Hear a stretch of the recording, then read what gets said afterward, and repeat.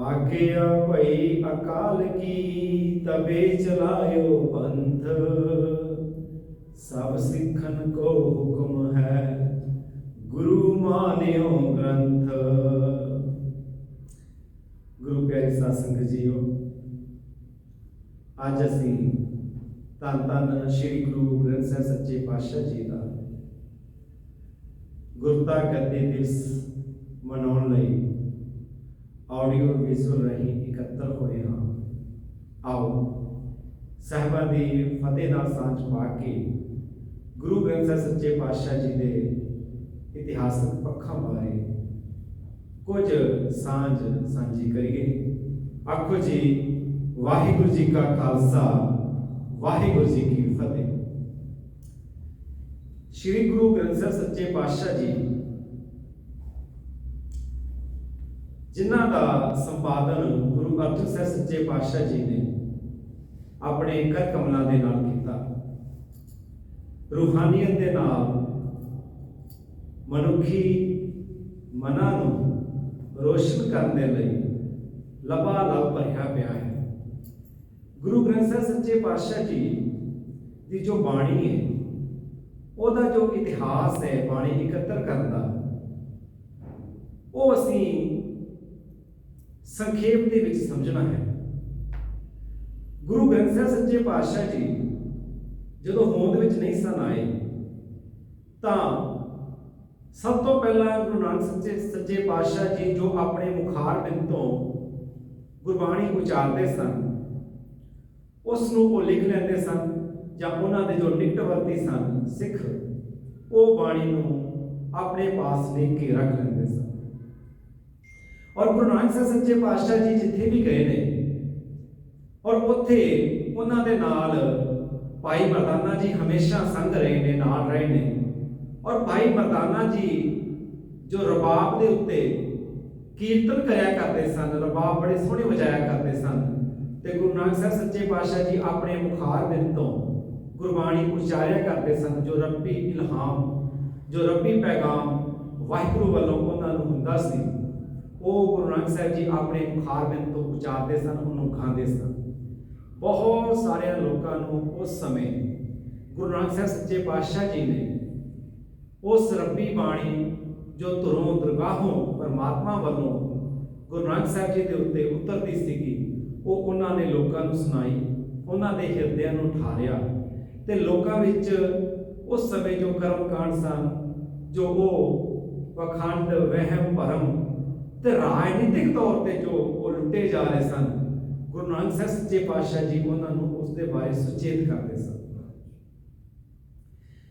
तो जदों वो बाणी दे उचारी गई तो गुरु नानक साहिब जी तो बाद जो गुरता गद्दी गुरु अंगद साहिब जी को मिलती है तो गुरु नानक साहिब जी वो पोथी जो है वो गुरु अंगद साहिब जी के सुपुर्द करते हैं ते अगले गुरु अंगद साहिब जी को नामजद करते हैं। तो उन्होंने समयों के विच ही जो गुरु नानक साहिब जी की बाणी है वो उतारे होने भी शुरू हो गए सी ते बहुत सारे सिखा ने उस गुरबाणी को कंठ भी कर लिया सी। जो उस समय के सिख सन गुरु नानक साहिब जी के समय के, वो गुरु नानक साहिब सच्चे पातशाह जी की बाणी को गाया करते सन, पढ़िया करते सन, इतों तक कि नितनेम भी उस बाणी का होना शुरू हो गया सी। जपजी साहब का जो पाठ है वो करतारपुर के विच जो नगर गुरु नानक साहिब सच्चे पातशाह जी ने वसाया सी, उत्थे उस पाठ का जो जाप है वो नितनेम का हिस्सा बन गया सी।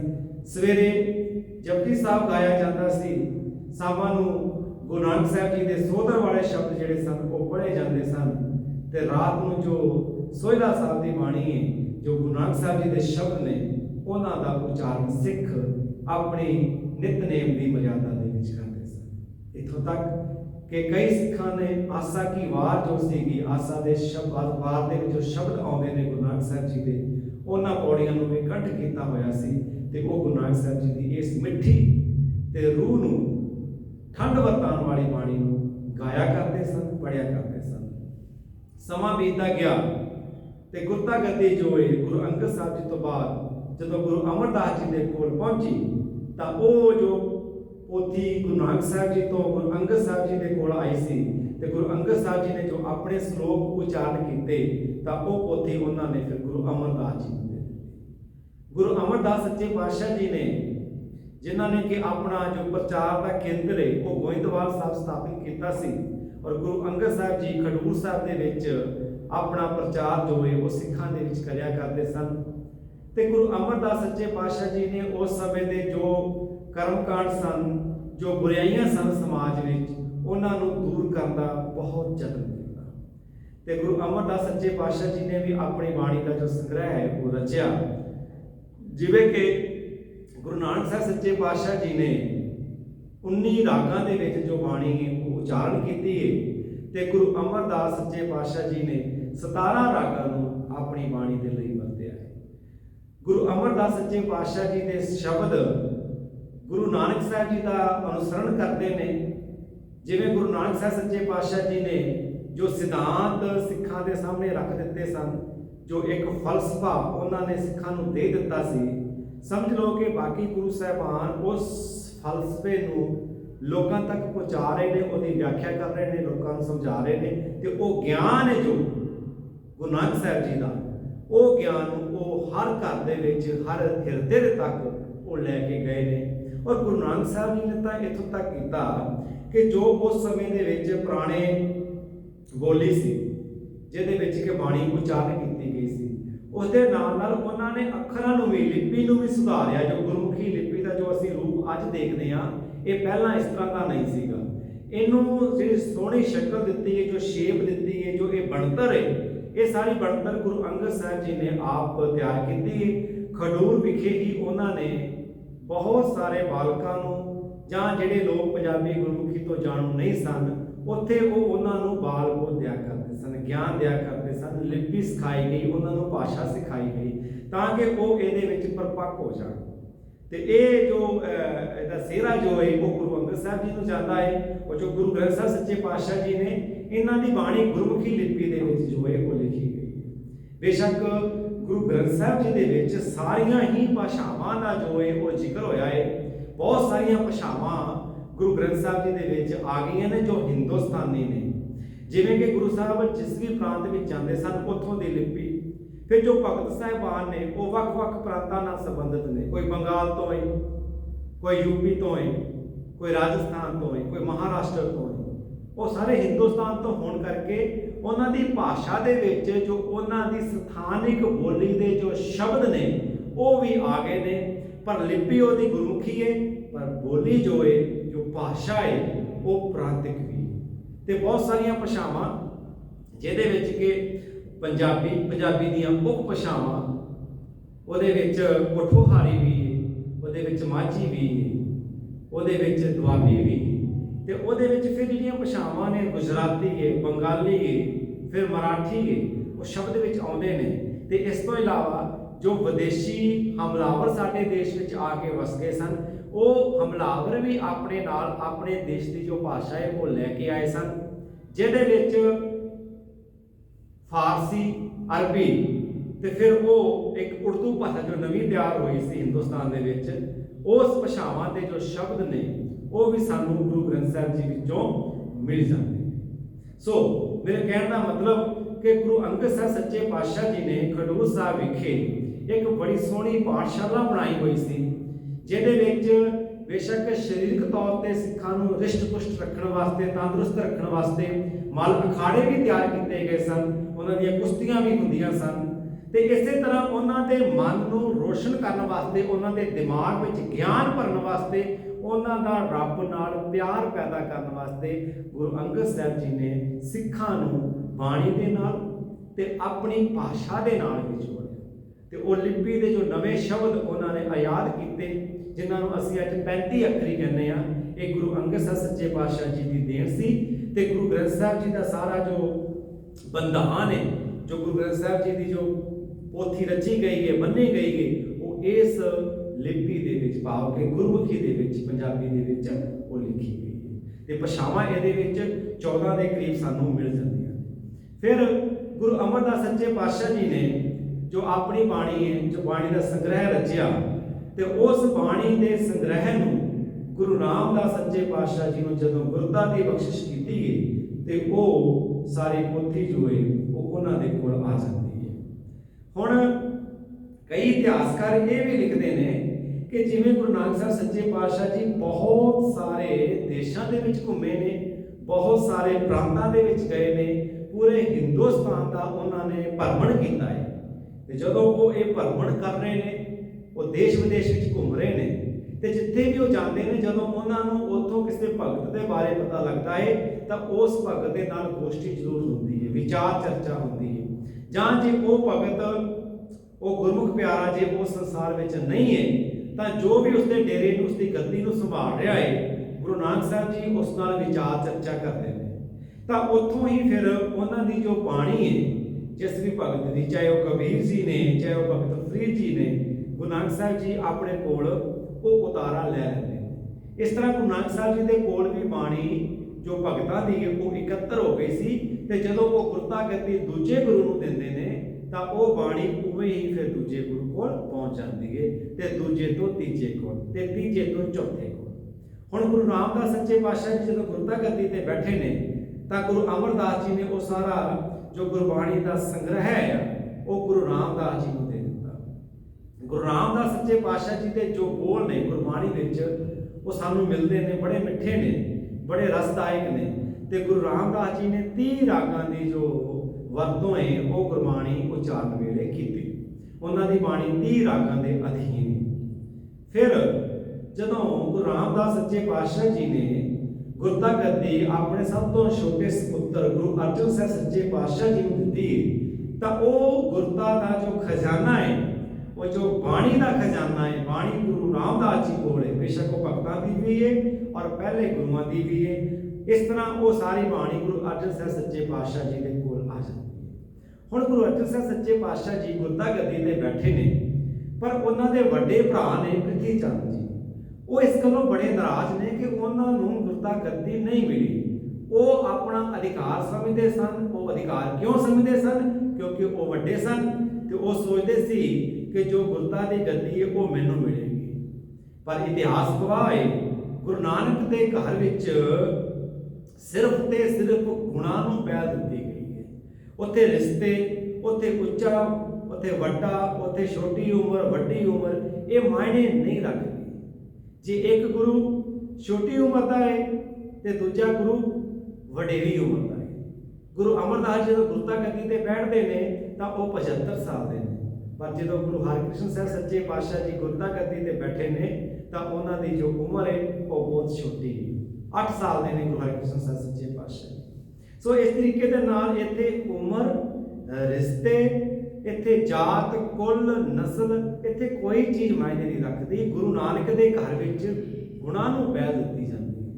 ਤੇ ਪ੍ਰਿਥੀ ਚੰਦ ਰਾਜ ਹੈ ਕਿ ਉਸ ਨੂੰ ਗੁਰਤਾ ਗੱਦੀ ਵੱਡਾ ਹੋਣ ਕਰਕੇ ਉਸ ਨੂੰ ਨਹੀਂ ਮਿਲੀ, ਜਦੋਂ ਕਿ ਸਾਰੇ ਗੁਣ ਗੁਰੂ ਅਰਜਨ ਸਾਹਿਬ ਵਿੱਚ ਸਨ। ਜਦੋਂ ਗੁਰੂ ਰਾਮਦਾਸ ਜੀ ਨੇ ਉਹਨਾਂ ਨੂੰ ਯੋਗ ਸਮਝਿਆ ਤਾਂ ਉਹਨਾਂ ਨੂੰ ਗੱਦੀ ਦੀ ਬਖਸ਼ਿਸ਼ ਹੋਈ।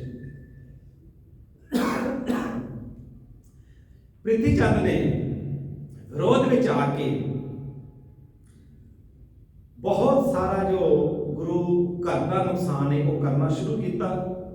ਸਿੱਖਾਂ ਦੇ ਵਿੱਚ ਭੰਡੀ ਪ੍ਰਚਾਰ ਕੀਤਾ, ਆਪਣੇ ਮਸੰਦਾਂ ਦੇ ਨਾਲ ਗੱਡ ਤੁੱਪ ਕੀਤਾ ਤੇ ਸੰਗਤਾਂ ਨੂੰ ਆਪਣੇ ਘਰ ਵੱਲ ਵਰਗਲਾ ਲਿਆ। ਹੁਣ ਉਹ ਸੋਚਦਾ ਹੈ ਕਿ ਜਿਵੇਂ ਬਾਕੀ ਗੁਰੂ ਸਾਹਿਬਾਨਾਂ ਨੇ ਬਾਣੀ ਦੀ ਰਚਨਾ ਕੀਤੀ ਹੈ ਤਾਂ ਉਸੇ ਤਰ੍ਹਾਂ ਉਹ ਵੀ ਕਰੇ।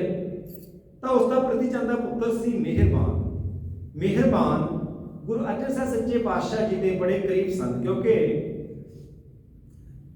ਉਹਨਾਂ ਦੀ ਪਰਵਰਿਸ਼ ਵੀ ਉਸੇ ਘਰ ਵਿੱਚ ਹੀ ਹੋਈ ਸੀ, ਗੁਰੂ ਰਾਮਦਾਸ ਜੀ ਦੇ ਘਰ ਵਿੱਚ ਹੀ। ਤੇ ਇਸ ਕਰਕੇ ਉਹ ਗੁਰੂ ਅਰਜਨ ਸਾਹਿਬ ਸੱਚੇ ਪਾਤਸ਼ਾਹ ਜੀ ਉਹਨਾਂ ਨੂੰ ਬਹੁਤ ਪਿਆਰ ਕਰਦੇ ਸਨ। ਤੇ ਗੁਰੂ ਅਰਜਨ ਸਾਹਿਬ ਜੀ ਦੀ ਸੰਗਤ ਕਰਕੇ ਮਿਹਰਬਾਨ ਨੇ ਬਹੁਤ ਸਾਰੇ ਜੋ ਗੁਣ ਨੇ ਉਹ ਗੁਰੂ ਅਰਜਨ ਸਾਹਿਬ ਸੱਚੇ ਪਾਤਸ਼ਾਹ ਜੀ ਤੋਂ ਸਿੱਖ ਲਏ ਸਨ। ਤਾਂ ਇਸੇ ਤਰ੍ਹਾਂ ਉਹਨੇ ਵੀ ਆਪਣੇ ਕੋਲੋਂ ਜੋ ਕਵਿਤਾ ਹੈ ਉਹ ਰਚਨੀ ਸ਼ੁਰੂ ਕਰ ਦਿੱਤੀ।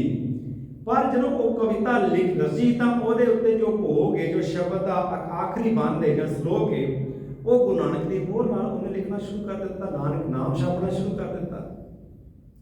ਹੁਣ ਸਿੱਖਾਂ ਦੇ ਵਿੱਚ ਇੱਕ ਵੱਡਾ ਭੁਲੇਖਾ ਸੀ, ਕਿਉਂਕਿ ਗੁਰੂ ਨਾਨਕ ਦੇ ਘਰ ਵਿੱਚ ਜੋ ਬਾਣੀ ਲਿਖੀ ਜਾ ਰਹੀ ਹੈ ਉਹਦੇ ਉੱਤੇ ਮੋਹਰ ਗੁਰੂ ਨਾਨਕ ਦੀ, ਸਾਰੇ ਗੁਰੂ ਸਾਹਿਬਾਨ ਭਾਵੇਂ ਉਹ ਮਹਿਲਾ ਦੂਜਾ ਹੈ, ਬੇਸ਼ੱਕ ਤੀਜਾ ਹੈ, ਚੌਥਾ ਹੈ ਜਾਂ ਪੰਜਵਾਂ ਤੇ ਅਖੀਰ ਨਾਵਾਂ, ਸਾਰੇ ਹੀ ਮਹਿਲਾਂ ਨੇ ਗੁਰੂ ਨਾਨਕ ਦੀ ਛਾਪ ਵਰਤੀ ਹੈ। ਤੇ ਜਦੋਂ ਕੋਈ ਨਾਨਕ ਸ਼ਬਦ ਮੀਣਿਆਂ ਨੇ, ਜਿਨ੍ਹਾਂ ਨੂੰ ਅਸੀਂ ਮੀਣੇ ਵੀ ਕਹਿੰਦੇ ਹਾਂ, ਪੱਥੀ ਚੰਦੀਏ ਜਾਂ ਮਿਹਰਬਾਨੀ ਹੈ, ਉਹਨਾਂ ਨੇ ਉਹੀ ਛਾਪ ਜਿਹੜੀ ਹੈ ਉਹ ਛਾਪਣੀ ਸ਼ੁਰੂ ਕਰ ਦਿੱਤੀ। ਉਹਨਾਂ ਨੇ ਵੀ ਨਾਨਕ ਨਾਮ ਜਿਹੜਾ ਹੈ ਵਰਤਣਾ ਸ਼ੁਰੂ ਕਰ ਦਿੱਤਾ। ਹੁਣ ਸਿੱਖਾਂ ਵਿੱਚ ਇਹ ਭੁਲੇਖਾ ਹੈ ਕਿ ਕਿਹੜੀ ਬਾਣੀ ਗੁਰੂ ਨਾਨਕ ਦੇ ਘਰ ਦੀ ਸੱਚੀ ਹੈ ਤੇ ਕਿਹੜੀ ਬਾਣੀ ਜਿਹੜੀ ਹੈ ਉਹ ਕੱਚੀ ਹੈ। ਸਿੱਖਾਂ ਨੇ ਆ ਕੇ ਜੋ ਆਪਣੇ ਸੰਸ਼ੇ ਨੇ ਜਾਂ ਜੋ ਸ਼ੰਕਾ ਸੀ ਉਹਨਾਂ ਨੂੰ ਉਹ ਗੁਰੂ ਅਰਜਨ ਸਾਹਿਬ ਜੀ ਦੇ ਅੱਗੇ ਰੱਖਿਆ। ਤੇ ਗੁਰੂ ਅਰਜਨ ਸਾਹਿਬ ਸੱਚੇ ਪਾਤਸ਼ਾਹ ਜੀ ਜੋ ਕਿ ਪਹਿਲਾਂ ਹੀ ਇਹ ਵਿਚਾਰ ਬਣਾ ਚੁੱਕੇ ਨੇ ਕਿ ਸਾਰੀ ਜਿੰਨੀ ਬਾਣੀ ਹੈ, ਭਾਵੇਂ ਉਹ ਭਗਤਾਂ ਦੀ ਹੈ, ਬੇਸ਼ੱਕ ਉਹ ਗੁਰੂ ਸਾਹਿਬਾਨਾਂ ਦੀ ਹੈ, ਭੱਟਾਂ ਦੀ ਵੀ ਹੈ, ਸਿੱਖਾਂ ਦੀ ਵੀ ਹੈ, ਉਹਨਾਂ ਨੇ ਉਹ ਸਾਰੀ ਬਾਣੀ ਇੱਕ ਜਗ੍ਹਾ ਦੇ ਉੱਤੇ ਜੋ ਇਕੱਤਰ ਕਰਨ ਦਾ ਮਨ ਹੈ ਉਹ ਬਣਾਇਆ ਹੋਇਆ ਸੀ। ਤੇ ਗੁਰੂ ਅਰਜਨ ਸਾਹਿਬ ਸੱਚੇ ਪਾਤਸ਼ਾਹ ਜੀ ਨੇ ਭਾਈ ਗੁਰਦਾਸ ਜੀ ਨੂੰ ਇਸ ਕੰਮ ਦੇ ਲਈ ਜੋ ਹੈ ਉਹ ਉਹਨਾਂ ਨੇ ਸਹਾਇਕ ਦੇ ਤੌਰ ਤੇ ਵਰਤਿਆ। ਤੇ ਭਾਈ ਗੁਰਦਾਸ ਜੀ ਨੇ ਜੋ ਬਾਣੀ ਹੈ ਉਹ ਲਿਖਣੀ ਸ਼ੁਰੂ ਕੀਤੀ। ਅੱਗੋਂ ਭਾਈ ਗੁਰਦਾਸ ਜੀ ਨੇ ਭਾਈ ਗੁਰਦਾਸ ਜੀ ਨੂੰ ਵੀ 4 ਹੋਰ ਗੁਰਸਿੱਖ ਦਿੱਤੇ ਗਏ ਜੋ ਭਾਈ ਗੁਰਦਾਸ ਜੀ ਦੀ ਬਾਣੀ ਲਿਖਣ ਦੇ ਵੇਲੇ ਸਹਾਇਤਾ ਕਰਦੇ ਸਨ, ਉਹਨਾਂ ਦੀ ਮਦਦ ਕਰਦੇ ਸਨ। ਸੋ ਇਸ ਤਰ੍ਹਾਂ ਜੋ ਗੁਰੂ ਗ੍ਰੰਥ ਸਾਹਿਬ ਸੱਚੇ ਪਾਤਸ਼ਾਹ ਜੀ ਨੇ, ਜਿਹਨਾਂ ਨੂੰ ਪਹਿਲਾਂ ਆਦਿ ਪੀੜ ਕਿਹਾ ਜਾਂਦਾ ਸੀ, ਉਸ ਦਾ ਜੋ ਬੰਧਾਨ ਹੈ ਉਹਦੀ ਜੋ ਤਿਆਰੀ ਹੈ ਉਹ ਆਰੰਭ ਹੋ ਗਈ। ਗੁਰੂ ਅਰਜਨ ਸਾਹਿਬ ਸੱਚੇ ਪਾਤਸ਼ਾਹ ਜੀ ਨੇ ਅੰਮ੍ਰਿਤਸਰ ਦੇ ਵਿੱਚ, ਜਿੱਥੇ ਅੱਜ ਕੱਲ੍ਹ ਗੁਰਦੁਆਰਾ ਰਾਮਦਾਸ ਸਥਿਤ ਹੈ, ਉੱਥੇ ਤੰਬੂ ਬਨਾਤਾ ਲਾ ਕੇ ਇੱਕ ਜਗ੍ਹਾ ਤੇ ਬੈਠ ਕੇ ਬਾਣੀ ਦਾ ਜੋ ਰਚਨਾ ਹੈ ਜਾਂ ਸੰਪਾਦਨਾ ਹੈ ਉਹ ਕਰਨੀ ਸ਼ੁਰੂ ਕੀਤੀ। ਗੁਰੂ ਅਰਜਨ ਸਾਹਿਬ ਸੱਚੇ ਪਾਤਸ਼ਾਹ ਜੀ ਇੱਕ ਬੜੇ ਵੱਡੇ ਸੰਪਾਦਕ ਸਨ। ਉਹਨਾਂ ਨੇ ਗੁਰੂ ਗ੍ਰੰਥ ਸਾਹਿਬ ਸੱਚੇ ਪਾਤਸ਼ਾਹ ਜੀ ਦੇ ਵਾਸਤੇ ਬਹੁਤ ਸੋਹਣੀ ਚੋਣ ਕੀਤੀ ਤੇ ਉਹਨਾਂ ਨੇ ਰਾਗ ਜੋ ਨੇ ਉਹ ਬਾਣੀ ਨੂੰ ਗਾਣ ਦੇ ਵਾਸਤੇ ਜਿਹੜੇ ਨੇ ਉਹ ਨਿਰਧਾਰਿਤ ਕੀਤੇ। ਹੁਣ ਜਿੱਥੇ ਰਾਗ ਨੇ, ਗੁਰੂ ਨਾਨਕ ਸਾਹਿਬ ਸੱਚੇ ਪਾਤਸ਼ਾਹ ਜੀ ਨੇ 19 ਰਾਗਾਂ ਵਿੱਚ ਬਾਣੀ ਲਿਖੀ ਸੀ, 19 ਰਾਗ, ਤੇ ਗੁਰੂ ਅਮਰਦਾਸ ਜੀ ਨੇ 17, ਤੇ ਗੁਰੂ ਰਾਮਦਾਸ ਜੀ ਨੇ 30, ਤੇ ਗੁਰੂ ਅਰਜਨ ਸਾਹਿਬ ਸੱਚੇ ਪਾਤਸ਼ਾਹ ਜੀ ਨੇ ਵੀ 30 ਰਾਗ ਜਿਹੜੇ ਨੇ ਉਹ ਗੁਰੂ ਗ੍ਰੰਥ ਸਾਹਿਬ ਵਿੱਚ ਆਉਂਦੇ ਨੇ। ਪਿੱਛੋਂ ਜਾ ਕੇ ਗੁਰੂ ਤੇਗ ਬਹਾਦਰ ਜੀ ਨੇ ਜੋ ਬਾਣੀ ਰਚੀ ਹੈ ਉਹਨਾਂ ਨੇ 15 ਰਾਗਾਂ ਦੇ ਵਿੱਚ ਉਹ ਬਾਣੀ ਦੀ ਰਚਨਾ ਕੀਤੀ। ਹੁਣ ਗੁਰੂ ਅਰਜਨ ਸਾਹਿਬ ਸੱਚੇ ਪਾਤਸ਼ਾਹ ਜੀ ਨੇ ਜਗ੍ਹਾ ਦੇ ਉੱਤੇ ਬੈਠ ਕੇ ਜਦੋਂ ਬਾਣੀ ਸੰਪਾਦਨਾ ਕਰਨੀ ਸ਼ੁਰੂ ਕੀਤੀ, ਭਾਈ ਗੁਰਦਾਸ ਜੀ ਨੂੰ ਇਹ ਉਹਨਾਂ ਨੇ ਜੋ ਲਿਖਣਾ ਸ਼ੁਰੂ ਕੀਤਾ, ਤਾਂ ਇਸ ਤਰ੍ਹਾਂ ਗੁਰੂ ਗ੍ਰੰਥ ਸਾਹਿਬ ਜੋ ਆਦਿ ਨੂੰ ਪੀੜ ਅਸੀਂ ਕਹਿੰਦੇ ਆ ਉਹ ਸਾਡੇ ਸਾਹਮਣੇ ਹੋਂਦ ਵਿੱਚ ਆਉਂਦੇ ਨੇ। ਗੁਰੂ ਅਰਜਨ ਸਾਹਿਬ ਸੱਚੇ ਪਾਤਸ਼ਾਹ ਜੀ ਨੇ ਬਾਣੀ ਦੇ ਵਿੱਚ ਜੋ ਉਹਨਾਂ ਦੇ ਕੋਲ ਪਹਿਲਾਂ ਭਗਤਾਂ ਦੀ, ਗੁਰੂ ਸਾਹਿਬਾਨਾਂ ਦੀ ਜੋ ਬਾਣੀ ਉਹਨਾਂ ਕੋਲ ਮੌਜੂਦ ਸੀ, ਗੁਰੂ ਸਾਹਿਬ ਜੀ ਨੇ ਉਹਨਾਂ ਦੀ ਜੋ ਸੰਪਾਦਨ ਕਲਾ ਜੋ ਆਪਣੀ ਉਹਨਾਂ ਨੇ ਵਰਤੀ, ਉਹਦੇ ਵਿੱਚ ਜਿਵੇਂ ਗੁਰੂ ਨਾਨਕ ਸਾਹਿਬ ਜੀ ਦੀਆਂ ਆਸਾ ਦੀ ਵਾਰ ਦੀਆਂ ਪੌੜੀਆਂ ਨੇ, ਗੁਰੂ ਗ੍ਰੰਥ ਸਾਹਿਬ ਵਿੱਚ ਸਾਨੂੰ 22 ਵਾਰਾਂ ਮਿਲਦੀਆਂ ਨੇ। 22 ਵਾਰਾਂ ਵਿੱਚੋਂ 20 ਵਾਰਾਂ ਦੇ ਨਾਲ ਸ਼ਲੋਕ ਮਿਲਦੇ ਨੇ, 2 ਵਾਰਾਂ ਨਾਲ ਸ਼ਲੋਕ ਨਹੀਂ। ਜਿਹੜੀਆਂ 21 ਵਾਰਾਂ ਨੇ ਉਹ ਗੁਰੂ ਸਾਹਿਬਾਨ ਦੀਆਂ ਨੇ ਤੇ 1 ਵਾਰ ਜੋ ਹੈ ਉਹ ਸੱਤੇ ਬਲਵਾਨ ਦੀ ਹੈ। ਗੁਰੂ ਅਰਜਨ ਸਾਹਿਬ ਸੱਚੇ ਪਾਤਸ਼ਾਹ ਜੀ ਨੇ, ਜਿਵੇਂ ਗੁਰੂ ਅੰਗਦ ਸਾਹਿਬ ਜੀ ਨੇ ਸ਼ਬਦਾਂ ਵਿੱਚ ਬਾਣੀ ਦੀ ਰਚਨਾ ਨਹੀਂ ਕੀਤੀ, ਉਹਨਾਂ ਨੇ ਸ਼ਲੋਕਾਂ ਦੇ ਵਿੱਚ ਰਚਨਾ ਕੀਤੀ ਹੈ। ਤੇ ਗੁਰੂ ਅੰਗਦ ਸਾਹਿਬ ਜੀ ਦੇ ਸ਼ਲੋਕ, ਗੁਰੂ ਨਾਨਕ ਸਾਹਿਬ ਜੀ ਦੇ ਸ਼ਲੋਕ, ਗੁਰੂ ਅਮਰਦਾਸ ਜੀ ਦੇ, ਗੁਰੂ ਰਾਮਦਾਸ ਜੀ ਦੇ ਤੇ ਉਹਨਾਂ ਦੇ ਆਪਣੇ ਸ਼ਲੋਕ ਜੋ ਸਨ, ਗੁਰੂ ਅਰਜਨ ਸਾਹਿਬ ਜੀ ਨੇ ਉਹ ਪੌੜੀਆਂ ਦੇ ਨਾਲ ਜਿਹੜੇ ਨੇ ਉਹ ਫਿੱਟ ਕੀਤੇ ਨੇ। ਹਰ ਪੌੜੀ ਨਾਲ 2 ਸ਼ਲੋਕ, 3 ਸ਼ਲੋਕ, 4 ਸ਼ਲੋਕ। ਇਸ ਤਰ੍ਹਾਂ ਜਿਹੜੀਆਂ ਗੁਰੂ ਗ੍ਰੰਥ ਸਾਹਿਬ ਵਿੱਚ ਵਾਰਾਂ ਨੇ ਵੀ ਉਹਨਾਂ ਦੇ ਨਾਲ ਉਹ ਸ਼ਲੋਕ ਜਿਹੜੇ ਨੇ ਉਹ ਨਾਲ ਰੱਖੇ ਗਏ। ਪਰ ਬਾਣੀ ਦੀ ਬਣਤਰ ਸਭ ਤੋਂ ਪਹਿਲਾਂ ਗੁਰੂ ਨਾਨਕ ਸਾਹਿਬ ਜੀ ਜੋ ਪ੍ਰਥਮ ਗੁਰੂ ਹੋਏ ਨੇ ਉਹਨਾਂ ਦੀ ਬਾਣੀ ਆਉਂਦੀ ਹੈ, ਫਿਰ ਗੁਰੂ ਅੰਗਦ ਸਾਹਿਬ ਜੀ ਦੀ, ਫਿਰ ਅਮਰਦਾਸ ਜੀ ਦੀ, ਫਿਰ ਗੁਰੂ ਰਾਮਦਾਸ ਜੀ।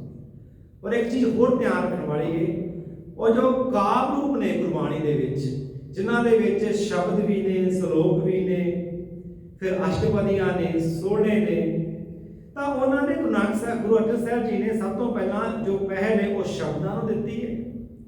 ਸ਼ਬਦਾਂ ਤੋਂ ਬਾਅਦ ਫਿਰ ਅਸ਼ਟਪਦੀਆਂ ਆਉਂਦੀਆਂ ਨੇ, ਅਸ਼ਟਪਦੀਆਂ ਤੋਂ ਬਾਅਦ ਫਿਰ ਵਾਰ ਆਉਂਦੀ ਹੈ, ਤੇ ਵਾਰ ਤੋਂ ਬਾਅਦ ਫਿਰ ਭਗਤਾਂ ਦੀ ਬਾਣੀ ਆਉਂਦੀ ਹੈ।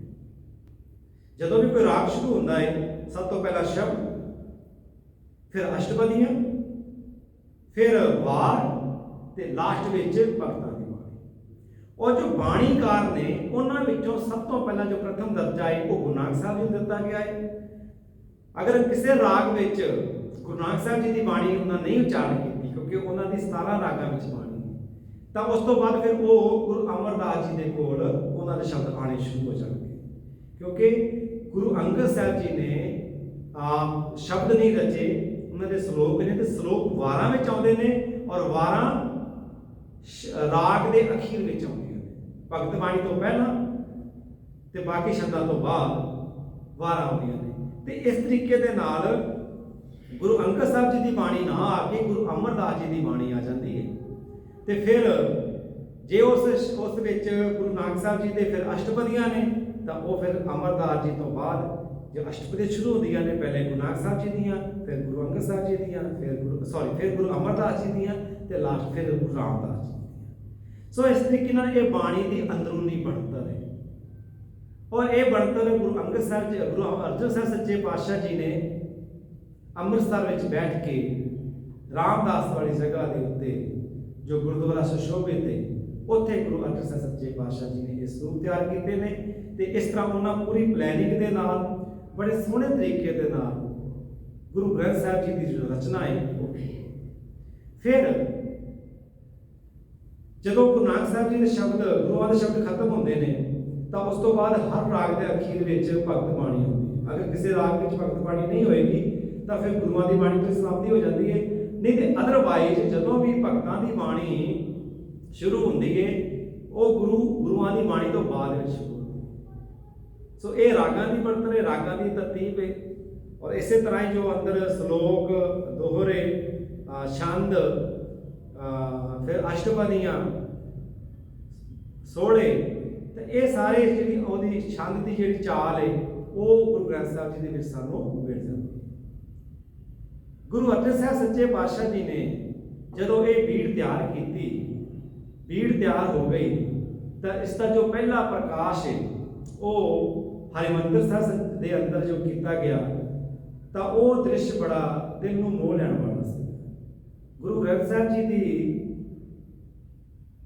देह तैयार होने तो बाद, ग्रंथ तैयार होने तो बाद इतिहास लिखता है कि गुरु अर्जन साहब सच्चे पातशाह जी फिर पलंग के उत्ते नहीं बैठे, और गुरु ग्रंथ साहब जी का जो पहला प्रकाश है वो 1 सितंबर को 1604 के हरिमंदिर साहब विखे किया गया सी। और उन्होंने जो पहले हैड ग्रंथी ने, या कह लो कि मुख्य सेवादार सन, वो बाबा बुढ़ा जी बनाया गया। बाबा बुढ़ा जी ने ही पहला हुक्मनामा लिया सीगा। और गुरु अर्जन साहब सच्चे पातशाह जी आप चौर करते गुरु ग्रंथ साहब जी की सवारी को लैके अमृतसर हरमंदिर साहब पहुंचे सन। बाबा बुढ़ा जी ने अपने शीश के उत्ते इस ग्रंथ को उठाया। सो इस तरह ये जो साडा श्री गुरु ग्रंथ साहब जी का स्वरूप है वो तैयार होया सीगा, जिन्होंने आदि बीड़ भी कहा जाता। फिर गुरु तेग बहादुर सच्चे पातशाह जी की जो बाणी है वो पिछों जाके जो गुरु गोबिंद सिंह सच्चे पातशाह जी ने गुरता गद्दी गुरु ग्रंथ साहब जी को देनी, उस तो पहला तलवंडी साबो की जंगा युद्धां तो बाद गुरु गोबिंद सिंह जी ने तलवंडी साबो के विखे विराज के गुरु तेग बहादुर सच्चे पातशाह जी की जो बाणी है वो गुरु ग्रंथ साहब में चढ़ाई सीगी। तो इस तरह उन्होंने इस ग्रंथ को संपूर्ण किया। जिथे गुरु ग्रंथ साहब में 6 गुरुआं की बाणी है, उत्थे 15 भगतां की बाणी भी दर्ज है, ते 11 भट्टां नूं भी इहदे विच सन्मान दिता गया है। ते 3 जिहड़े गुरु घर के निकटवर्ती सिख सन, जो गुरु घर नाल प्यार करते सन, सिख सन, उन्हां दी बाणी नूं भी गुरु ग्रंथ साहब जी दे विच योग थां मिलिया। जदों असीं गुरु ग्रंथ साहब जी नूं मत्था टेकदे हां ते उदों असीं सारे भगतां, भट्टां, गुरुआं ते सिखां नूं नमस्कार करते हैं। उन्हां दी बाणी नूं ਉਹਦੇ ਵਿੱਚ कोई जात पात ऊच नीच किसी किस्म का कोई वितकरा नहीं किया जाता। सारे ही वो महापुरख एक जगह के उत्ते विराजमान है। सो ये गुरु ग्रंथ साहब जी का जो स्वरूप है वो साढ़े सामने आया। फिर गुरु ग्रंथ साहब जी के जो 3 स्वरूप ने ਉਹ ਇਤਿਹਾਸ ਲਿਖਦਾ ਹੈ ਕਿ 3 ਸਰੂਪ ਜਿਹੜੇ ਨੇ ਉਹਨਾਂ ਦੇ ਉਤਾਰੇ ਜ਼ਿਆਦਾਤਰ ਕੀਤੇ ਜਾਂਦੇ ਸਨ। ਇਹਨਾਂ ਵਿੱਚੋਂ ਇੱਕ ਤਾਂ ਕਰਤਾਰਪੁਰ ਵਾਲੀ ਭੀੜ ਜਿਹਨੂੰ ਅਸੀਂ ਆਦਿ ਗ੍ਰੰਥ ਕਹਿੰਦੇ ਹਾਂ, ਤੇ ਇੱਕ ਭਾਈ ਬੰਨੋ ਵਾਲੀ ਭੀੜ, ਤੇ ਤੀਜੀ ਜੋ ਦਮਦਮੀ ਭੀੜ ਜਿਸ ਨੂੰ ਗੁਰੂ ਗੋਬਿੰਦ ਸਿੰਘ ਸੱਚੇ ਪਾਤਸ਼ਾਹ ਜੀ ਨੇ ਨਾਂਦੇੜ ਵਿਖੇ ਗੁਰਤਾ ਗੱਦੀ ਦੀ ਬਖਸ਼ਿਸ਼ ਕੀਤੀ ਸੀ। ਜਦੋਂ ਪਹਿਲਾ ਪਹਿਲ ਗੁਰੂ ਗ੍ਰੰਥ ਸਾਹਿਬ ਜੀ ਦਾ ਸਰੂਪ ਪ੍ਰਿੰਟ ਰੂਪ ਦੇ ਵਿੱਚ ਆਇਆ ਹੈ ਤਾਂ ਕਹਿੰਦੇ ਨੇ ਕਿ ਲਾਹੌਰ ਤੋਂ ਇੱਕ ਪ੍ਰੈਸ ਸੀ ਕੋਹਿਨੂਰ ਜੰਤਰਾਲਿਆ, ਜਦੋਂ ਉਸ ਦਾ ਸੰਪਾਦਕ ਅਕਾਲ ਤਖਤ ਦੇ ਉੱਤੇ ਪਹੁੰਚਿਆ ਤੇ ਉਹਨੇ, ਇਹ ਸਮਾਂ ਸੀ ਅੰਗਰੇਜ਼ਾਂ ਦਾ, ਤੇ ਉਹਨੇ ਅਰਜ਼ੋਈ ਕੀਤੀ ਕਿ ਮੈਂ ਗੁਰੂ ਗ੍ਰੰਥ ਸਾਹਿਬ ਜੀ ਦੀ ਜੋ ਭੀੜ ਹੈ ਉਹ ਛਾਪਣਾ ਚਾਹੁੰਦਾ ਹਾਂ। ਤਾਂ ਸਾਡੇ ਕੋਲ 3 ਤਰ੍ਹਾਂ ਦੇ ਉਤਾਰੇ ਮਿਲਦੇ ਨੇ, ਇੱਕ ਦਮਦਮੀ ਭੀੜ ਵਾਲਾ, ਇੱਕ ਕਰਤਾਰਪੁਰ ਭੀੜ ਵਾਲਾ, ਤੇ ਤੀਜਾ ਭਾਈ ਬੰਨੋ ਵਾਲੀ ਭੀੜ। ਜੋ ਬੰਨੋ ਵਾਲੀ ਭੀੜ ਹੈ ਉਸ ਦਾ ਵੀ ਇਤਿਹਾਸ ਹੈ।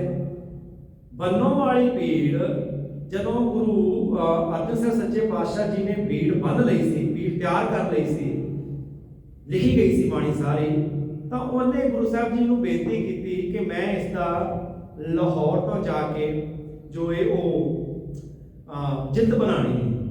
ਕੁਝ ਲੋਕ ਕਹਿੰਦੇ ਨੇ, ਕੁਝ ਇਤਿਹਾਸਕਾਰ ਇਹ ਵੀ ਲਿਖਦੇ ਨੇ ਕਿ ਉਹ ਆਪਣੇ ਪਿੰਡ ਮਾਂਗਟ ਵਾਸਤੇ ਉਹਨੇ ਗੁਰੂ ਅਰਜਨ ਸਾਹਿਬ ਜੀ ਨੂੰ ਰਿਕੁਐਸਟ ਕੀਤੀ ਸੀ ਕਿ ਮੈਂ ਆਦਿ ਭੀੜ ਨੂੰ ਆਪਣੇ ਪਿੰਡ ਵਿਖੇ ਲਿਜਾਣਾ ਚਾਹੁੰਦਾ ਆ, ਤੇ ਉਹ ਆਪਣੇ ਪਿੰਡ ਲੈ ਕੇ ਗਿਆ। ਪਰ ਰਸਤੇ ਵਿੱਚ ਉਸਨੇ ਨਾਲ ਆਪਣੇ ਲਿਖਾਰੀ ਲਾਏ ਤੇ ਗੁਰੂ ਗ੍ਰੰਥ ਸਾਹਿਬ ਜੀ ਦੇ ਜੋ ਸਰੂਪ ਨੇ, ਬਹੁਤ ਸਾਰੇ ਲਿਖਾਰੀ ਲਾ ਕੇ ਉਹ ਗੁਰੂ ਗ੍ਰੰਥ ਸਾਹਿਬ ਜੀ ਦੇ ਜੋ ਪੰਨੇ ਨੇ, ਪੱਤਰੇ ਨੇ, ਉਹਨਾਂ ਤੋਂ ਉਹਨੇ ਨਕਲਾਂ ਉਤਾਰ ਲਈਆਂ ਤੇ ਉਹ ਉਹਨਾਂ ਦੇ ਉਤਾਰੇ ਜਿਹੜੇ ਸੀ ਉਹ ਭਾਈ ਬੰਨੋ ਨੇ ਕੀਤੇ। ਇਹ ਪਹਿਲਾ ਉਤਾਰਾ ਹੈ ਕਰਤਾਰਪੁਰੀ ਭੀੜ ਦਾ, ਜੋ ਭਾਈ ਬੰਨੋ ਨੇ ਰਸਤੇ ਵਿੱਚ ਹੀ ਕਰ ਲਿਆ ਸੀ। ਅੱਧੇ ਪੰਨੇ ਉਹਨੇ ਜਾਂਦਿਆਂ ਉਤਾਰ ਲਏ ਤੇ ਅੱਧੇ ਪੰਨੇ ਉਹਨੇ ਵਾਪਸ ਆਉਂਦਿਆਂ ਉਤਾਰ ਲਏ, ਕਿਉਂਕਿ ਪੁਰਾਣੇ ਸਮਿਆਂ ਦੇ ਵਿੱਚ ਜੋ ਆਵਾਜਾਈ ਦੇ ਸਾਧਨ ਸਨ ਉਹ ਇੰਨੇ ਵਿਕਸਿਤ ਨਹੀਂ ਸਨ, ਮੋਟਰ ਗੱਡੀਆਂ ਉਦੋਂ ਨਹੀਂ ਸਨ ਹੁੰਦੇ। ਸੋ ਜਿੱਥੇ ਵੀ ਉਹ ਉਤਾਰਾ ਕਰਦੇ, ਜਿੱਥੇ ਰੁਕਦੇ ਸਨ ਸਾਹ ਲੈਣ ਵਾਸਤੇ, ਉਦੋਂ ਹੀ ਜਿਹੜੇ ਲਿਖਾਰੀ ਨੇ ਉਹ ਲਿਖਣ ਦਾ ਕੰਮ ਸ਼ੁਰੂ ਕਰ ਦਿੰਦੇ ਸਨ। ਇਸ ਤਰ੍ਹਾਂ ਕਰਦਿਆਂ ਉਹਨਾਂ ਨੇ ਗੁਰੂ ਗ੍ਰੰਥ ਸਾਹਿਬ ਜੀ ਦਾ ਆਦਿ ਭੀੜ ਦਾ ਜੋ ਉਤਾਰਾ ਹੈ ਉਹ ਕਰ ਲਿਆ। ਔਰ ਆਦਿ ਭੀੜ ਦੇ ਵਿੱਚ ਕੁਝ ਸ਼ਬਦ ਜਿਹੜੇ ਨੇ ਉਹ ਉਹਨਾਂ ਨੇ ਐਕਸਟਰਾ ਵੀ ਲਿਖ ਲਏ, ਜਿਸ ਤਰ੍ਹਾਂ ਇੱਕ ਗੁਰੂ ਨਾਨਕ ਸਾਹਿਬ ਜੀ ਦਾ ਸ਼ਬਦ ਆਉਂਦਾ ਹੈ ਵਿੱਚ, ਜਿੱਤਰ ਲੱਖ ਮੁਹੰਮਦਾ, ਤੇ ਇਸੇ ਤਰ੍ਹਾਂ ਹੀ ਜੋ ਇੱਕ ਸ਼ਬਦ ਦੀ ਸਾਨੂੰ ਪੰਕਤੀ ਮਿਲਦੀ ਹੈ ਗੁਰੂ ਗ੍ਰੰਥ ਸਾਹਿਬ ਜੀ ਭਾਈ ਭਗਤ ਸੁਰਦਾਸ ਜੀ ਦੀ, ਉਹ ਵੀ ਉਹਨਾਂ ਦੇ ਵਿੱਚ ਸ਼ਬਦ ਪੂਰਾ ਆ ਗਿਆ। ਸੋ ਇਸ ਤਰ੍ਹਾਂ ਕਰਕੇ ਉਹਨਾਂ ਨੇ ਕਈ ਜਿਹੜੀਆਂ ਨੇ ਵਿੱਚ ਸ਼ਬਦ ਨੇ ਉਹ ਆਪਣੇ ਵੱਲੋਂ ਐਕਸਟਰਾ ਜਿਹੜੇ ਸੀਗੇ ਉਹ ਵਿੱਚ ਲਿਖ ਲਏ। ਫਿਰ ਜੋ ਉਹ ਉਤਾਰਾ ਆ ਭਾਈ ਬੰਨੋ ਦੇ ਕੋਲ ਰਿਹਾ, ਤੇ ਇਸ ਤਰ੍ਹਾਂ ਭਾਈ ਬੰਨੋ ਵਾਲੀ ਭੀੜ ਦੇ ਵੀ ਉਤਾਰੇ ਹੁੰਦੇ ਰਹੇ, ਕਰਤਾਰਪੁਰੀ ਭੀੜ ਦੇ ਵੀ ਉਤਾਰੇ ਹੁੰਦੇ ਰਹੇ, ਤੇ ਦਮਦਮੀ ਵਾਲੀ ਭੀੜ ਦੇ ਵੀ ਉਤਾਰੇ ਹੁੰਦੇ ਰਹੇ। ਉਹ ਇਹ 3 ਜਿਹੜੇ ਉਤਾਰੇ ਨੇ ਇਹ ਮੁੱਖ ਸਨ ਉਹਨਾਂ ਸਮਿਆਂ ਦੇ ਵਿੱਚ। ਜਦੋਂ ਉਸ ਕੋਹਿਨੂਰ ਜੰਤਰਾਲਿਆ ਵਾਲੇ ਨੇ ਆ ਕੇ ਰਿਕੁਐਸਟ ਕੀਤੀ ਕਿ ਮੈਂ ਕਿਸ ਗ੍ਰੰਥ ਦੇ ਜਿਹੜੇ ਨੂੰ ਛਾਪਾਂ, ਤਾਂ ਉਹਨਾਂ ਨੇ ਕਿਹਾ, ਅਕਾਲ ਤਖਤ ਉੱਤੇ ਜੋ ਸਲਾਹ ਮਸ਼ਵਰਾ ਹੋਇਆ, ਇਤਿਹਾਸਕਾਰ ਤਾਂ ਇਹ ਵੀ ਲਿਖਦੇ ਨੇ ਕਿ ਉੱਥੇ 3 ਜਿਹੜੀਆਂ ਪਰਚੀਆਂ ਨੇ ਅਰਦਾਸ ਕਰਕੇ ਹਰ ਕੀ ਪੌੜੀ ਤੋਂ ਸਰੋਵਰ ਦੇ ਵਿੱਚ ਵਹਾਈਆਂ ਗਈਆਂ। ਤਾਂ ਫੈਸਲਾ ਇਹ ਹੋਇਆ ਕਿ ਜਿਹੜੀ ਵੀ ਪਰਚੀ ਤਰ ਕੇ ਉੱਪਰ ਆਏਗੀ ਉਸੇ ਹੀ ਜੋ ਭੀੜ ਦੇ ਉਤਾਰੇ ਨੇ ਉਹ ਕੀਤੇ ਜਾਣਗੇ, ਉਸੇ ਦਾ ਹੀ ਜੋ ਪ੍ਰਿੰਟ ਜਿਹੜੀ ਹੈ ਉਹ ਹੀ ਹੋਣਗੇ।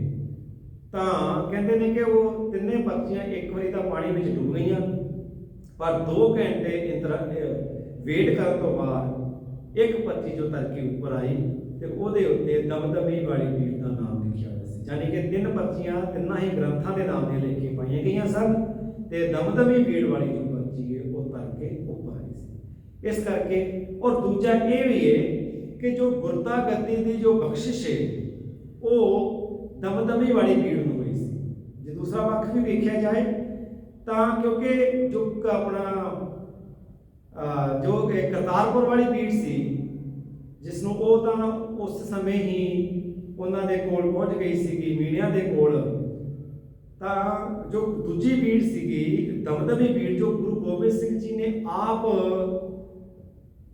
ਤਲਵੰਡੀ ਸਾਬੋ ਕੇ ਬੈਠ ਕੇ ਉਹ ਸਾਰਾ ਉਤਾਰਾ ਕੀਤਾ ਸੀ, ਆਪ ਰਚੀ ਸੀ, ਉਹ ਬੀੜ ਨੂੰ ਹੀ ਗੁਰੂ ਗੋਬਿੰਦ ਸਿੰਘ ਜੀ ਨੇ ਜਦੋਂ ਜੋਤੀ ਜੋਤ ਸਮਾਏ ਨੇ ਤੇ ਉਹਨਾਂ ਨੇ ਅਕਤੂਬਰ ਮਹੀਨੇ ਦੇ ਵਿੱਚ 1708 ਈਸਵੀ ਨੂੰ ਗੁਰੂ ਗ੍ਰੰਥ ਸਾਹਿਬ ਜੀ ਉਸ ਬੀੜ ਦੇ ਅੱਗੇ ਨਮਸਕਾਰ ਕਰਕੇ ਮੱਥਾ ਟੇਕਿਆ ਸੀ ਤੇ ਸਿੱਖਾਂ ਨੂੰ ਕਿਹਾ ਸੀ ਕਿ ਅੱਜ ਤੋਂ ਤੁਹਾਡੇ ਗੁਰੂ ਗ੍ਰੰਥ ਸਾਹਿਬ ਜੀ ਹੋਣਗੇ।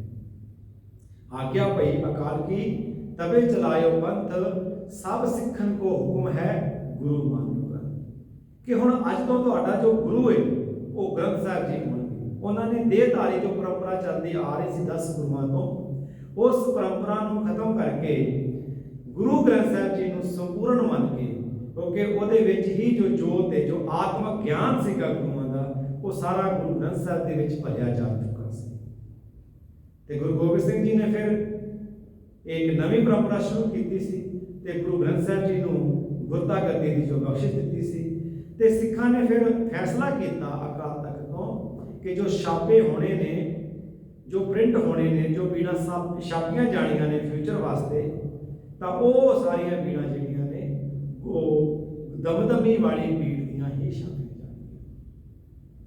ਗੁਰੂ ਨਾਨਕ ਦੇਵ ਯੂਨੀਵਰਸਿਟੀ ਦੇ ਵਿੱਚ ਅੱਜ ਵੀ ਉਹ ਜੋ ਬੀੜਾਂ ਉਸ ਸਮੇਂ ਛਾਪੀਆਂ ਗਈਆਂ ਸਨ, ਉਹਨਾਂ ਦੇ ਉਤਾਰੇ ਸੰਭਾਲ ਕੇ ਰੱਖੇ ਹੋਏ ਮਿਲ ਜਾਂਦੇ ਨੇ, ਉਹ ਸੰਭਾਲੇ ਹੋਏ ਨੇ। ਸੋ ਇਸ ਤਰ੍ਹਾਂ ਗੁਰੂ ਗ੍ਰੰਥ ਸਾਹਿਬ ਜੀ ਦਾ ਜੋ ਇਤਿਹਾਸ ਹੈ ਉਹ ਸਾਡੇ ਸਾਹਮਣੇ ਪ੍ਰਗਟ ਹੁੰਦਾ ਹੈ।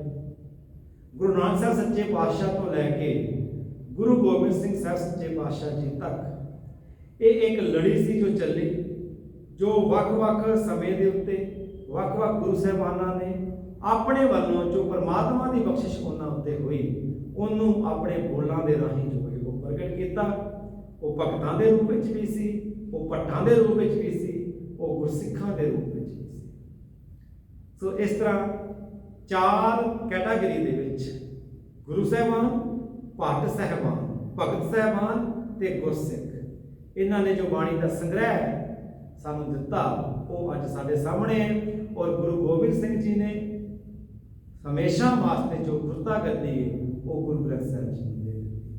ਉਹ ਗੁਰੂ ਗ੍ਰੰਥ ਸਾਹਿਬ ਜੀ ਸਾਡੇ ਜੁਗੋ ਜੁਗ ਰਹਿਣ ਵਾਲੇ, ਹਰ ਸਮੇਂ ਦੇ ਵਿੱਚ ਰਹਿਣ ਵਾਲੇ, ਰਹਿੰਦੀ ਦੁਨੀਆ ਤੱਕ ਰਹਿਣ ਵਾਲੇ, ਜੋ ਕਦੇ ਵੀ ਖਤਮ ਨਹੀਂ ਹੋਣ ਵਾਲੇ, ਐਸੇ ਗੁਰੂ ਦੇ ਬਖਸ਼ਿਸ਼ਾਂ ਨੂੰ ਗੁਰੂ ਗੋਬਿੰਦ ਸਿੰਘ ਜੀ ਕਰਕੇ ਦੇ ਕੇ ਗਏ, ਜਿਹਦੇ ਵਿੱਚ ਬਾਣੀ ਦਾ ਸਮੁੰਦਰ ਹੈ, ਸੰਗ੍ਰਹਿ ਹੈ।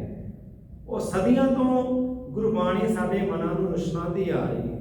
ਸਿੱਖਿਆ ਦੇ ਕੇ, ਗਿਆਨ ਦੇ ਕੇ, ਵਿਚਾਰਾਂ ਦੇ ਰਾਹੀਂ ਗੁਰੂ ਗ੍ਰੰਥ ਸਾਹਿਬ ਜੀ ਸਾਡਾ ਮਾਰਗਦਰਸ਼ਨ ਕਰਦੇ। ਜਦੋਂ ਵੀ ਸਾਨੂੰ ਕੋਈ ਪਰੇਸ਼ਾਨੀ ਹੁੰਦੀ ਹੈ ਜਾਂ ਜਦੋਂ ਵੀ ਕੋਈ ਉਲਝਣ ਵਿੱਚ ਹੁੰਦਾ ਹੈ, ਜਦੋਂ ਵੀ ਕੋਈ ਸਮੱਸਿਆ ਹੱਲ ਨਹੀਂ ਹੁੰਦੀ, ਤਾਂ ਉਦੋਂ ਗੁਰੂ ਗ੍ਰੰਥ ਸਾਹਿਬ ਜੀ ਦਾ ਆਸਰਾ ਤੱਕਿਆ ਜਾਂਦਾ ਹੈ। ਗੁਰੂ ਗ੍ਰੰਥ ਸਾਹਿਬ ਸੱਚੇ ਪਾਤਸ਼ਾਹ ਜੀ ਤੋਂ ਹੁਕਮਨਾਮਾ ਲਿਆ ਜਾਂਦਾ ਹੈ ਤੇ ਉਹ ਹੁਕਮਨਾਮਾ ਫਿਰ ਸਾਡੀ ਰਹਿਨੁਮਾਈ ਕਰਦਾ ਹੈ। ਪੂਰਾ ਪੰਥ, ਸਿੱਖ ਜਗਤ ਗੁਰੂ ਗ੍ਰੰਥ ਸਾਹਿਬ ਜੀ ਤੋਂ ਰੋਸ਼ਨੀ ਲੈ ਰਿਹਾ ਹੈ। ਇੰਨਾ ਹੀ ਨਹੀਂ, ਸੰਸਾਰ ਦੇ ਜਿੰਨੇ ਵੀ ਜੀਅ ਨੇ ਗੁਰੂ ਗ੍ਰੰਥ ਸਾਹਿਬ ਉਹਨਾਂ ਦਾ ਵੀ ਮਾਰਗਦਰਸ਼ਨ ਕਰਦਾ ਹੈ। ਬਸ਼ਰਤੇ ਹੈ ਕਿ ਗੁਰੂ ਗ੍ਰੰਥ ਸਾਹਿਬ ਜੀ ਦੇ ਚਰਨ ਪਰਸਨੇ ਹੋਣਗੇ, ਗੁਰੂ ਸਾਹਿਬਾਨ ਜੀ ਦਾ ਸਰੂਪ ਤੱਕਣਾ ਹੋਏਗਾ, ਉੱਥੋਂ ਵਿਚਾਰਾਂ ਨੂੰ ਪੜ੍ਹਨਾ ਹੋਏਗਾ। ਔਰ ਜਦ ਤੱਕ ਅਸੀਂ ਗੁਰੂ ਗ੍ਰੰਥ ਸਾਹਿਬ ਜੀ ਦੇ ਰੁਮਾਲਿਆਂ ਨੂੰ ਚੁੱਕ ਕੇ ਗੁਰੂ ਗ੍ਰੰਥ ਸਾਹਿਬ ਜੀ ਨੂੰ ਪੜ੍ਹਦੇ ਨਹੀਂ ਹਾਂ, ਤਦ ਤੱਕ ਉਹ ਗਿਆਨ, ਉਹ ਰੋਸ਼ਨੀ ਸਾਡੇ ਤੱਕ ਨਹੀਂ ਪਹੁੰਚ ਸਕਦੀ। ਅਸੀਂ ਗੁਰੂ ਗ੍ਰੰਥ ਸਾਹਿਬ ਜੀ ਨੂੰ ਪੜ੍ਹਨਾ ਹੈ ਔਰ ਗੁਰੂ ਗ੍ਰੰਥ ਸਾਹਿਬ ਜੀ ਨੂੰ ਪੜ੍ਹ ਕੇ ਗੁਰੂ ਗ੍ਰੰਥ ਸਾਹਿਬ ਜੀ ਜੋ ਸਿੱਖਿਆ ਦੇ ਰਹੇ ਨੇ ਉਹਦੇ ਉੱਪਰ ਚੱਲਣਾ ਹੈ। ਗੁਰੂ ਗ੍ਰੰਥ ਸਾਹਿਬ ਜੀ ਦੀ ਬਾਣੀ ਨੂੰ ਵਿਚਾਰਨਾ ਹੈ, ਆਪਣੇ ਜੀਵਨ ਅੰਦਰ ਧਾਰਨਾ ਹੈ ਤੇ ਆਪਣੇ ਜੀਵਨ ਵਿੱਚ ਧਾਰ ਕੇ ਗੁਰੂ ਗ੍ਰੰਥ ਸਾਹਿਬ ਜੀ ਦੀ ਸਿੱਖਿਆ ਉੱਤੇ ਚੱਲ ਕੇ ਅਸੀਂ ਗੁਰੂ ਗ੍ਰੰਥ ਸਾਹਿਬ ਜੀ ਦੇ ਜੋ ਗਿਆਨ ਹੈ ਉਹ ਆਪ ਵੀ ਉਹਦੇ ਉੱਤੋਂ ਲਾਭ ਲੈ ਸਕਦੇ ਹਾਂ ਤੇ ਬਾਕੀ ਲੋਕਾਂ ਨੂੰ ਵੀ, ਹੋਰ ਸੰਗਤਾਂ ਨੂੰ ਵੀ ਗੁਰੂ ਗ੍ਰੰਥ ਸਾਹਿਬ ਜੀ ਨਾਲ ਜੋੜ ਕੇ ਇਹਦੇ ਵਿੱਚ ਜੋ ਰੋਸ਼ਨੀ ਪੜੀ ਪਈ ਹੈ, ਇਹਦੇ ਵਿੱਚ ਜੋ ਗਿਆਨ ਦਿੱਤਾ ਗਿਆ ਹੈ, ਉਸ ਤੋਂ ਲਾਭ ਲਿਆ ਜਾ ਸਕਦਾ ਹੈ। ਗੁਰੂ ਗ੍ਰੰਥ ਸਾਹਿਬ ਸਿੱਖਾਂ ਦੇ ਜੁਗੋ ਜੁਗ ਅਟਲ ਗ੍ਰੰਥ ਨੇ, ਜੋ ਰਹਿੰਦੀ ਦੁਨੀਆ ਤੱਕ ਰਹਿਣ ਵਾਲੇ ਨੇ। ਸਮੇਂ ਦੀ ਚਾਲ ਕੋਈ ਵੀ ਹੋਵੇ, ਗੁਰੂ ਗ੍ਰੰਥ ਸਾਹਿਬ ਜੀ ਦੀ ਬਾਣੀ ਹਮੇਸ਼ਾ ਹੀ ਸਾਡੇ ਜੋ ਮਨਾਂ ਨੂੰ ਹੈ ਉਹ ਰੋਸ਼ਨ ਕਰਦੀ ਹੈ। ਗੁਰੂ ਗ੍ਰੰਥ ਸਾਹਿਬ ਵਿੱਚ 31 ਰਾਗ ਨੇ ਔਰ ਗੁਰੂ ਗ੍ਰੰਥ ਸਾਹਿਬ ਦੀ ਜੋ ਬਾਣੀ ਹੈ ਉਹ 3 ਹਿੱਸਿਆਂ ਦੇ ਵਿੱਚ ਵੰਡੀ ਹੋਈ ਹੈ। ਪਹਿਲਾ ਹਿੱਸਾ ਉਹ ਹੈ ਜਿਹਨੂੰ ਅਸੀਂ ਰਾਗ ਰਹਿਤ ਬਾਣੀ ਕਹਿੰਦੇ ਹਾਂ। ਉਸ ਤੋਂ ਬਾਅਦ ਰਾਗ ਵਾਲੀ ਬਾਣੀ ਸ਼ੁਰੂ ਹੁੰਦੀ ਹੈ। ਸ਼੍ਰੀ ਰਾਗ ਤੋਂ ਸ਼ੁਰੂ ਹੋ ਕੇ ਜੈਜਾਵੰਤੀ ਉੱਤੇ ਸਮਾਪਤ ਹੁੰਦੀ ਹੈ। ਫਿਰ ਉਸ ਤੋਂ ਬਾਅਦ ਗੁਰੂ ਸਾਹਿਬਾਨ ਦੀ ਜੋ ਦੂਸਰੀ ਬਾਣੀ ਹੈ ਜੋ ਰਾਗ ਰਹਿਤ ਹੈ ਉਹ ਸ਼ੁਰੂ ਹੁੰਦੀ ਹੈ, ਜਿਹਦੇ ਵਿੱਚ ਸੰਸਕ੍ਰਿਤ ਆ ਜਾਂਦੀ ਹੈ, ਗਾਥਾ ਨੇ, ਫੁਨਹੇ, ਸਵਈਏ, ਭਗਤ ਫਰੀਦ ਜੀ, ਕਬੀਰ ਜੀ ਦੇ ਸ਼ਲੋਕ ਨੇ ਤੇ ਗੁਰੂ ਸਾਹਿਬਾਨਾਂ ਦੇ ਸ਼ਲੋਕ ਨੇ ਤੇ ਗੁਰੂ ਤੇਗ ਬਹਾਦਰ ਜੀ ਦੀ ਬਾਣੀ ਦੇ ਉੱਤੇ ਜਾ ਕੇ ਫਿਰ ਉਸ ਤੋਂ ਬਾਅਦ ਮੁਦਹਾਵਣੀ ਪੜ੍ਹ ਕੇ ਗੁਰੂ ਗ੍ਰੰਥ ਸਾਹਿਬ ਜੀ ਦੀ ਸਮਾਪਤੀ ਹੁੰਦੀ ਹੈ। ਸੋ ਐਸਾ ਗ੍ਰੰਥ ਧੰਨ ਗੁਰੂ ਗ੍ਰੰਥ ਸਾਹਿਬ ਸੱਚੇ ਪਾਤਸ਼ਾਹ ਜੀ ਜੋ ਹਰ ਪੱਖੋਂ ਸੰਪੂਰਨ ਹੈ, ਉਹ ਹਮੇਸ਼ਾ ਹੀ ਸਾਡੇ ਜੀਵਨ ਨੂੰ ਸੇਧ ਦਿੰਦੇ ਰਹਿਣਗੇ ਔਰ ਸਾਡੇ ਗੁਰਪੁਰਬ ਮਨਾਏ ਵੀ ਤਾਂ ਹੀ ਸਫਲ ਨੇ ਜੇ ਅਸੀਂ ਗੁਰੂ ਗ੍ਰੰਥ ਸਾਹਿਬ ਜੀ ਦੀ ਬਾਣੀ ਨੂੰ ਪੜ੍ਹ ਕੇ, ਵਿਚਾਰ ਕੇ, ਸੁਣ ਕੇ ਆਪਣੇ ਜੀਵਨ ਵਿੱਚ ਧਾਰਨ ਕਰਦੇ ਹਾਂ। ਸੋ ਗੁਰੂ ਪਿਆਰੀ ਸਾਧ ਸੰਗਤ ਜੀਓ, ਆਓ ਗੁਰੂ ਗ੍ਰੰਥ ਸਾਹਿਬ ਜੀ ਨਾਲ ਜੁੜੀਏ, ਗੁਰਬਾਣੀ ਨੂੰ ਪੜ੍ਹੀਏ, ਵਿਚਾਰੀਏ, ਸਮਝੀਏ ਤੇ ਆਪਣੇ ਮਾਰਗ ਵਾਸਤੇ, ਆਪਣੇ ਜੀਵਨ ਵਾਸਤੇ, ਆਪਣੇ ਜੀਵਨ ਦੇ ਸਹੀ ਰਸਤੇ ਤੇ ਚੱਲਣ ਵਾਸਤੇ ਗੁਰਬਾਣੀ ਨੂੰ ਅਪਣਾਈਏ। ਸੋ ਇਸ ਦੇ ਨਾਲ ਹੀ ਬੋਲਦੇ ਹਾਂ, ਅਨੇਕਾਂ ਪ੍ਰਕਾਰ ਦੀਆਂ ਭੁੱਲਾਂ ਚੁੱਕਾਂ ਹੋ ਗਈਆਂ ਹਨ। ਗੁਰੂ ਅਤੇ ਗੁਰੂ ਦੀ ਸੰਗਤ ਬਖਸ਼ਣਯੋਗ ਹੈ, ਬਖਸ਼ ਲੈਣਾ ਜੀ। ਆਓ ਅਖੀਰ ਵਿੱਚ ਬੁਲਾਈਏ ਫਤਿਹ। ਆਖੋ ਜੀ ਵਾਹਿਗੁਰੂ ਜੀ ਕਾ ਖਾਲਸਾ, ਵਾਹਿਗੁਰੂ ਜੀ ਕੀ ਫਤਿਹ।